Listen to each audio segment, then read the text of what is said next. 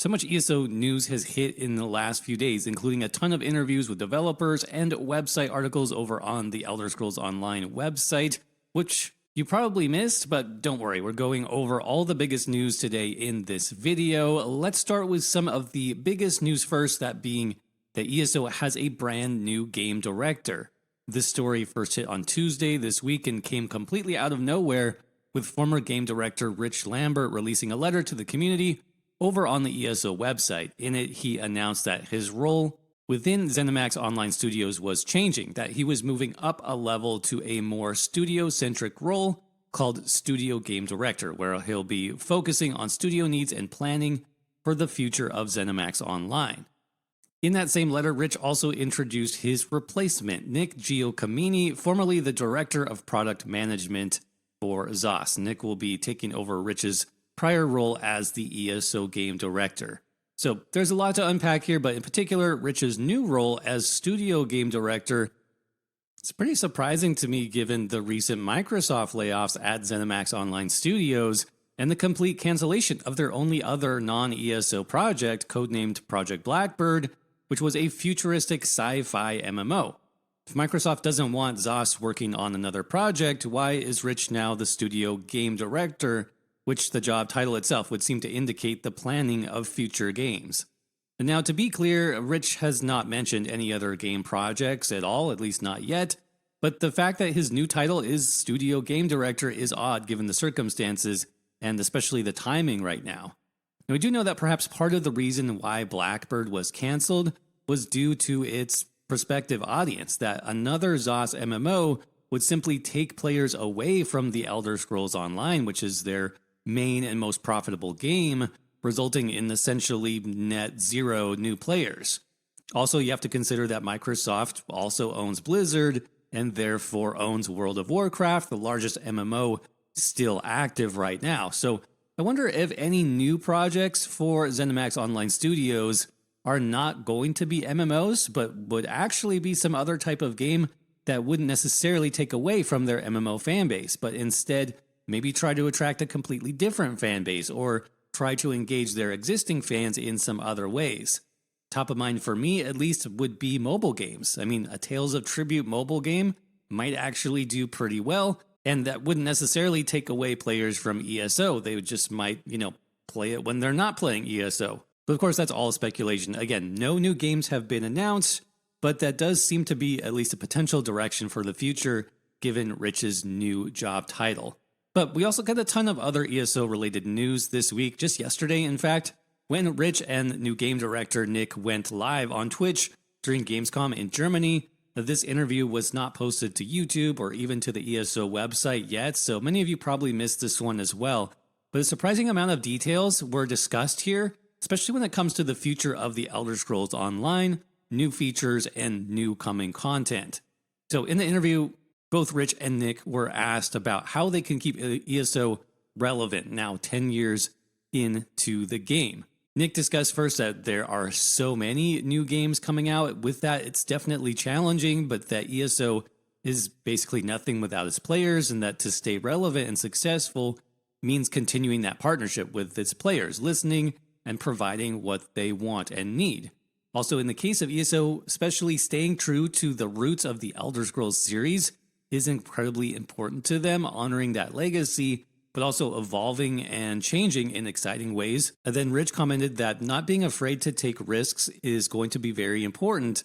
He mentioned that, in fact, this is why ESO changed from the chapter model to seasons, that they couldn't keep doing ESO the same way they had done it because even players were telling them that it was a little bit boring, and that to have smaller teams instead that are more focused to release new and more exciting content more often was a risk that they were wanting to take. And that's why we have the seasons model. That's why we have the Solstice DLC. And Nick and Rich then went on to discuss how new ideas and features get added to the game, particularly that ESO has a large backlog of features that they've been tracking for 10 plus years now.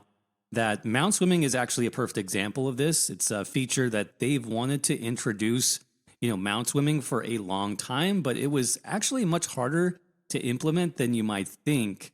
Rich mentioned that mount swimming actually took about 6 to 9 months to fully develop as a feature because none of the game's, mini mounts had the essential animations in place to actually make it work. So what they had to do was create an entire dedicated team that had to fix and implement on this one feature, and it wasn't easy. But continuing that discussion about taking risks, the ESO timeline was brought up next. This was also a big part of the discussion where Rich noted that the timeline in ESO had basically been stuck or frozen in place since 2014, and that the Solstice launch is really their first attempt to advance the timeline forward since the original base game story back, 10 plus years ago. But this was another risk that the devs were wanting to take this year.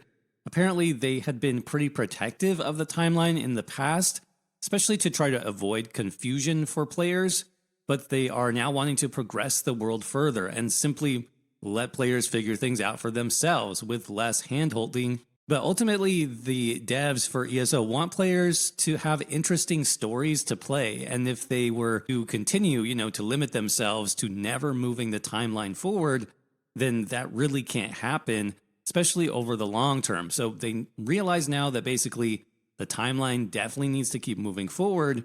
Solstice was the beginning of that with, developing and continuing the base game story, and that they want to continue doing that moving forward. How far they go with the timeline, we still don't know. That remains to be seen. But this also led to a really interesting discussion about features that could actually not exist in ESO. Reading the chat from Twitch, for example, they noted that players were talking about capes and flying mounts and wondering if those could ever come to the game, if those were even possible. Now, Rich mentioned specifically that capes were originally in ESO during its development, but they couldn't make it work because capes generated such a huge performance hit for the game's engine, especially with lots of players around. But Rich did go on to suggest that they weren't an impossibility now because, technology is always improving.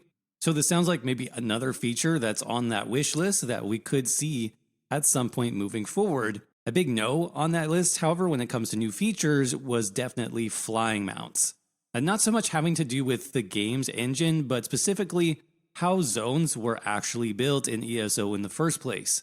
So when zone designers began creating ESO, the expectation was that players would just be 100% on the ground at all times. And so that means that certain parts of the game's maps just aren't built beyond that specific vertical level. Essentially what this means is that every single zone in the game, dozens at this point, would need to be rebuilt to enable flying mounts to actually work properly. And that's really just too much of a task at this point for a relatively small return. Now, funny enough, Todd Howard even got mentioned in this section because Rich confirmed that Todd will never let them explain what really happened to the Dwemer in ESO. So there you go, something that probably we'll never see in the game as well.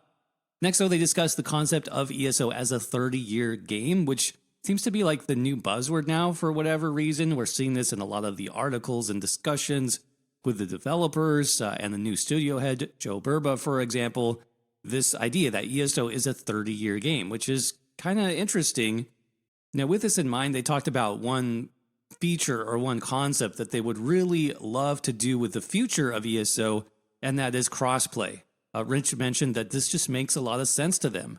I mean, you can access the internet basically on any device, including phones and tablets, handhelds, and so on. So to be able to play ESO on different devices, having crossplay is something that they really want to do, but that it's going to take time. Rich talked a lot about this, that they do want crossplay, and it seems like the, evolution for the game moving forward, but that they don't like, mentioning or going into detail on new features that won't happen. So it seems a little bit up in the air at this point. They have mentioned crossplay in several interviews like this. They keep bringing it up.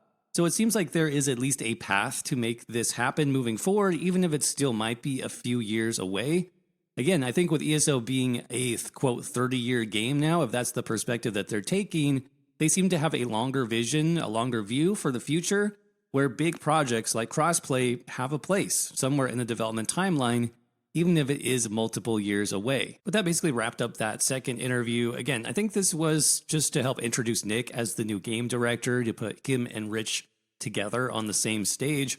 Not necessarily to discuss new features or detail what was coming next. It was more like an organic discussion but it did have some really interesting information, which I wanted to present to all of you. And we also know that they've talked about overland difficulty as a potential new feature. They've talked about updating graphics and animations recently. We also keep hearing that there will be more exciting updates soon, so you never really know what is next.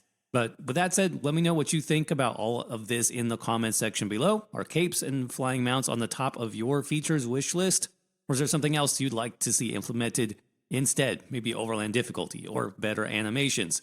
Let us know down in the comments section below, and who knows, maybe an ESO dev will read your comment and add it to the list. Hey everybody, just a quick note that if you're liking the new subclassing builds for ESO, I'm also releasing even more for our Tier 2 channel members called the Elite Squad, like our updated unkillable stamina necromancer build called the Death Knight.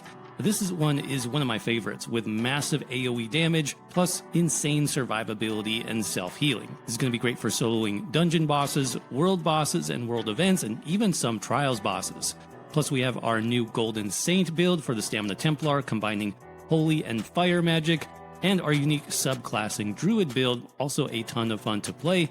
And all of these, of course, are made to incorporate subclassing to create some truly amazing off-meta themed builds that basically feel like you're playing a completely new class in the Elder Scrolls Online. Members of our Tier 2 Elite Squad can unlock these builds right now, along with dozens of other members-only builds and guides. So if you're interested in supporting the channel, it really is the best way to do that, because you get a truckload of bonus content, not to mention early access to videos and members-only Discord. Just make sure to select the Elite Squad option if you're interested. And to get started, just click on the join button down below or the membership link in the description of this video to see our complete library of members-only builds and guides. Huge shout out as always to our channel members who make this channel possible. I truly could not do what I do without you, so thanks again, and thanks to all of you for watching this video. I hope you're doing well, stay safe out there, and I will see you around in the next one.